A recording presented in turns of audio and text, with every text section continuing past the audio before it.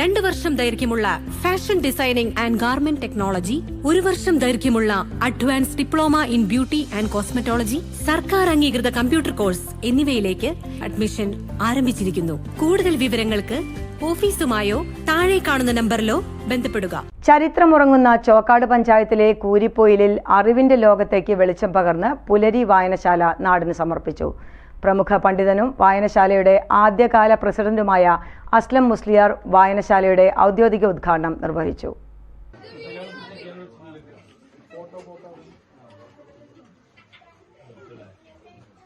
Radio എന്ന് പറഞ്ഞാൽ അത്ഭുതമായി. ഇന്നിപ്പോ വാസ്തവത്തിൽ നിങ്ങൾക്ക് റേഡിയോ ഒന്നും ഒരു പ്രശ്നം തന്നെയല്ല. അങ്ങനെയല്ലേ, കാരണം നമ്മളെ മക്കൾ കൂടിയല്ലേ. ഞാനൊക്കെ പെങ്ങളെക്കാളും ഒരു 70-80 വയസ്സുള്ള പ്രായമുള്ള ആ കൂട്ടത്തിലാണ്. അപ്പൊ പഴയ കാലം ചിന്തിക്കുമ്പോൾ ഇവിടെ അതൊരു അത്ഭുതമായിരുന്നു. അത് നമ്മള് കാളിയാവ് പഞ്ചായത്താണിത്.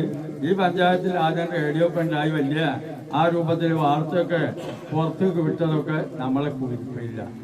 അതിൻ്റെ പുറമെ 921 ഇവിടെ ഞാൻ നീട്ടി പറഞ്ഞാൽ മോശമാണ്. കുഞ്ഞാലി 921 മുള്ളനാജി കൂട്ടരൊക്കെ നമ്മളെ ഇവിടെ കൂരിപ്പയിൽ ഈ പടി ഇതില് ഇവിടെ വെച്ചാണ് അവര് യോഗം ചേർന്ന് വിപ്ലവത്തിന് നേതൃത്വം കൊടുത്തു. സ്വാതന്ത്ര്യ സമരത്തിന്റെ ഭാഗമാണ്, അതിന് നേതൃത്വം കൊടുത്തു. അപ്പൊ അങ്ങനെയൊക്കെ ഒരുപാട് അനുഭവങ്ങളുണ്ട്.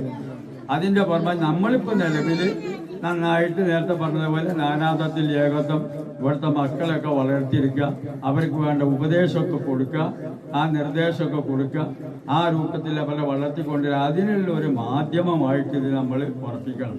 വയസ്സന്മാർ പ്രായമുള്ള ആൾക്കാർക്ക് ഒരുപാട് അനുഭവമുണ്ട്, അതൊക്കെ കഴിഞ്ഞു പോയി. ഇനിയിപ്പം നിങ്ങളിലാണ് ഇത് അർപ്പിക്കപ്പെട്ടിട്ടുള്ളത്. അപ്പം എങ്ങനെ പറഞ്ഞാലും എല്ലാ നിലക്കും വായിക്കാനും ചിന്തിക്കാനും അതോടുകൂടി അത് നടപ്പിൽ വരുത്താനും ഒക്കെ മുന്നോട്ട് വരണമെന്ന് ആദ്യമായിട്ടുള്ളത്. കാളികാവ് ഗ്രാമപഞ്ചായത്തിന്റെ ഭാഗമായിരുന്ന കൂരിപ്പൊയിലിൽ ആദ്യകാലത്ത് റേഡിയോ ഉൾപ്പെടെയുള്ള വാർത്താവിനിമയ സംവിധാനങ്ങൾ ഉൾപ്പെടെ പ്രവർത്തിച്ചിരുന്നു. വായനശാലയ്ക്കായി 4 സെന്റ് സ്ഥലവും അതിൽ തറയും നിർമ്മിച്ചെങ്കിലും കെട്ടിടം നിർമ്മിക്കാനായിരുന്നില്ല.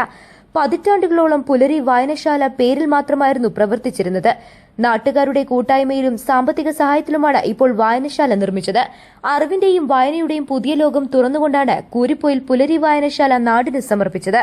വായന മരിക്കുന്ന കാലഘട്ടത്തിൽ ഇത്തരം കേന്ദ്രങ്ങൾ നാടിന്റെ സാംസ്കാരിക ഉന്നതിക്ക് അനിവാര്യമാണെന്ന് ചടങ്ങിൽ പ്രസംഗിച്ചവർ പറഞ്ഞു. ചടങ്ങിൽ ward member M Abdul Salam അധ്യക്ഷത വഹിച്ചു.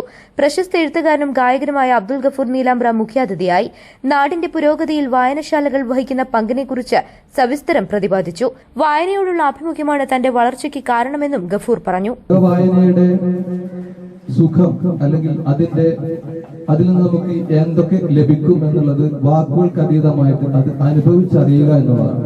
അങ്ങനെ അനുഭവിച്ചറിഞ്ഞത് കൊണ്ട് മാത്രമാണ് ഞാൻ ഇന്ന് നിങ്ങളുടെ മുമ്പിൽ നിൽക്കാനുള്ള ഈ അവസരം ഉണ്ടായത്. ചെറുപ്പത്തില് സ്കൂളിൽ പഠിക്കുന്ന സമയത്ത് നിങ്ങൾക്കൊക്കെ അറിയാമായിരിക്കും, ഒരു അസുഖത്തിന്റെ പേരിൽ ഡോക്ടർമാരൊക്കെ തന്നെ സ്കൂളിലും മദ്രസയിലും ഒന്നും പറഞ്ഞേക്കണ്ട, വീട്ടിലിരുത്തി പഠിപ്പിച്ചാൽ മതി എന്ന് പറഞ്ഞ ഒരു ആളാണ് ഞാൻ. പക്ഷെ എന്റെ പ്രായത്തിലുള്ള കുട്ടികളൊക്കെ തന്നെ സ്കൂൾ ബാഗും തൂക്കി എന്റെ മുമ്പിലൂടെ മദ്രസകളിലേക്കും സ്കൂളിലേക്കും പോകുമ്പോൾ എനിക്ക് വളരെയേറെ സങ്കടം, വളരെയേറെ പ്രയാസം അനുഭവിച്ചിട്ടുണ്ടായിരുന്നു.